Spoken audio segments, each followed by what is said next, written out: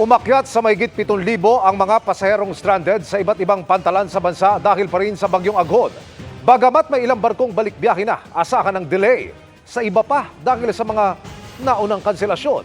Nakatutok si Oscar Oida. Natuldukan na kanina ang agam-agam at pananabik ng ilang stranded na pasahero sa Manila Northport Passenger Terminal. Lifted na kasi ang gale warning at pwede na ulit bumiyahe. Dahil nga po maganda na yung panahon ay tuloy-tuloy na po yung biyahe. Ayon sa Philippine Ports Authority, umabot sa mahigit 1,000 na pasahero ang stranded, bunsod ng mga nakanselang biyahe dahil sa bagyong Aghon. Nasa 7,000 naman ang stranded sa iba't ibang pantalan sa buong bansa. Pero abiso ng PPA, asahan ang mga delay sa ilang biyahe ngayong araw. May domino effect ng mga biyahe na hindi natuloy dati. Yun naman po yung biyahe na itutuloy ngayong umaga at hanggang maubos po yan ngayong hapon at ngayong araw po.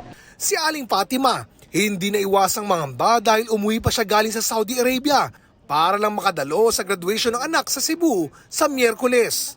First honor siya para naman magkabanding kami kasi 5 years akong hindi umuwi eh. Kaso ganito, dilid-dilid, paano naman yun? Ang masaklap, hanggang kanina ay hindi pa raw naaabisuhan kung kailan ang biyahe ng ilang pasahero. Kanina pa po kami nagantay kung may abiso sila eh.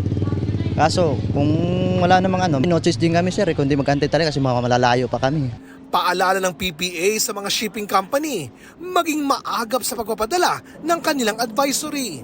Nakarating sa mga pasahero ay on hold yung kanilang biyahe at delayed. When in fact, ito po ay kanselado na. No? So mas maganda po kung ang makarating sa mga kababayan natin, canceled na yung biyahe. Sila po yung inaabisuhan right away via SMS, via website, and also our Facebook page. So lagi po namin pinapaalala sa mga tao din, sa mga pasahero namin na to make sure na yung mobile number po nila na naka-register sa amin ay updated.